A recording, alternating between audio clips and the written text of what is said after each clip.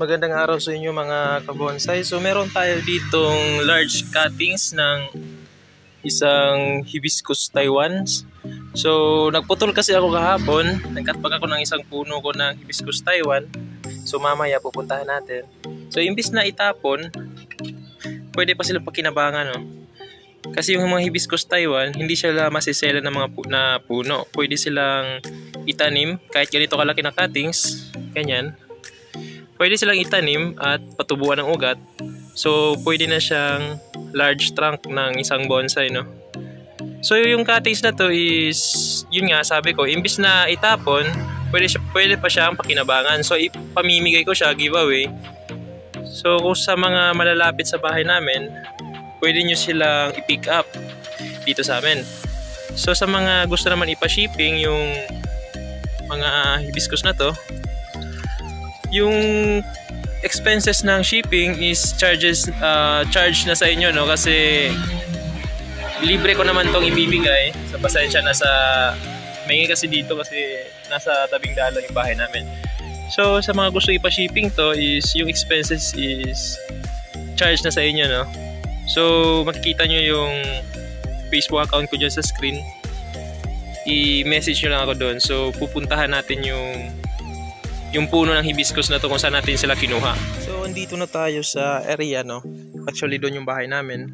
Doon. Yan yung bahay namin. And andito lang yung mga hibiscus. Yan yung hibiscus. Yan, hibiscus yan. Saka yun din, hibiscus din yan. So, yung pinutol ko is ito. Dito ko nagputol. So, mapapansin nyo medyo mahaba. Hindi ko pa siya sinagad kasi inaangkol ko pa tong isang sangang to kasi natutumba siya eh. Ayan, nakaangkol siya dyan. Kung tatanggalin yung angkor, matutumba kasi to. So hahayaan ko muna tong malaking to kasi inaangkor ko pa siya hanggang sa tumigas at hindi na siya matumba. So ito yung trunk na ginagawa ko o trinitrain ko for bonsai, no? So yan, actually yung putol ko sana is banda dito, pag ganyan. Puputulin ko to and continuation ng trunk is this one. So bakit ko nga ba siya puputulin? Kasi yung main na linya, ito yung first generation ng ating trunk. So kung puputulin ko siya dito, magpapatubo ulit tayo ng bago for second generation ng trunk to improve the tapering ng bonsai material na gagawin natin. So puputulin natin to dito soon. So hindi pa ngayon kasi nga nag-anchor pa tayo ng itong second generation ng ating trunk. So soon is puputulin natin siya dito and papalakihin natin to. So yung gagawin natin is papalakihin natin to, then kukunin natin yung 1/2 size kung saan siya tumubo. Kasi let's imagine na lang na yan is natanggalan natin, yan banda dyan.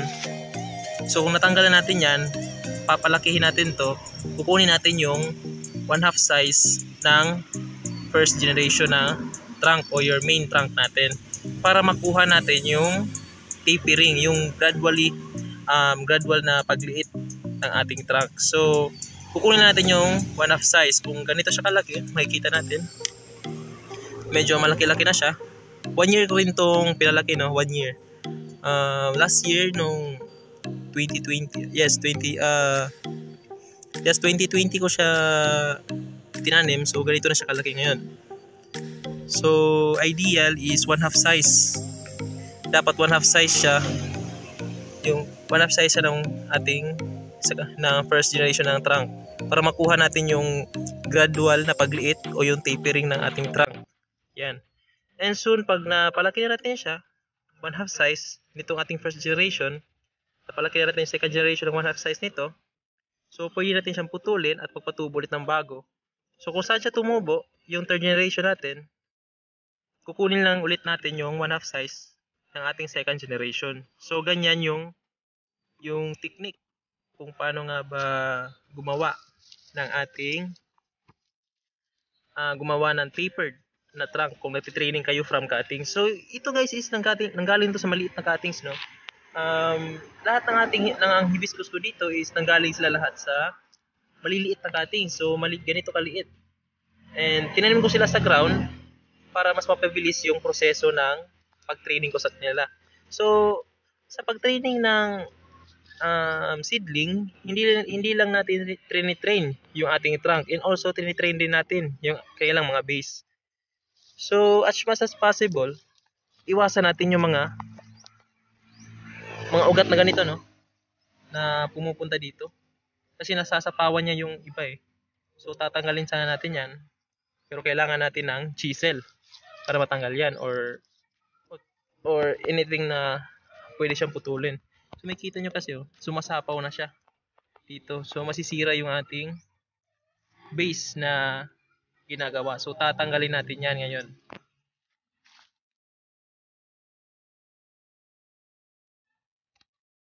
So, sa pagtanggal ng ugat na to is gagamit tayo ng knob cutter, no? So, yung knob cutter natin is hindi siya or yung usual na ginagamit ng knob cutter ng ibang artist, kasi yung knob cutter na to is locally made. Na-order ka siya sa yun, sa Cotabato or saan ba yun? Nakalimutan ko na. Nabili ko siya for 1,500. So yung knob cutter, yung ibang knob cutter na made in Japan or made in China is available on Lazada and also in Shopee. So pwede kayong bumili doon. Nasa 900 ata or 1,200 yung presyo niya. So affordable pa rin. So when it comes in durability, maybe parehas lang naman siguro silang matibay and patalas. Pero not sure about the product sa Shopee, ano. Kasi hindi pa talaga ako nakabili nun. Kasi yung nabili ko is locally made. Made from vanadium steel, not carbon steel. No? So yan, no, natanggal na natin yung ating ugat na sumapaw, no. So makikita nyo lumilibing siya. Yan, nakalibing.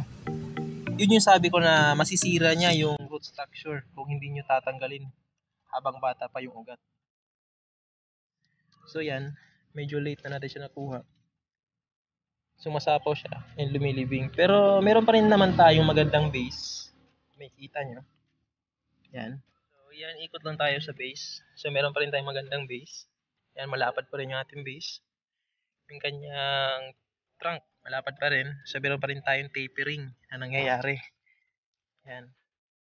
So yung next na gagawin lang natin, no, is papalaki na lang natin to 1/2 size kung sa ating first generation ng trunk para makuha natin yung tapering ng ating bonsai material na ginagawa. So, bibigyan lang natin siya ng about 5 months to 6 months para ma-achieve niya yung 1/2 size ng ating first generation trunk. So guys, sana meron kayong natutunan sa ating video ngayong araw.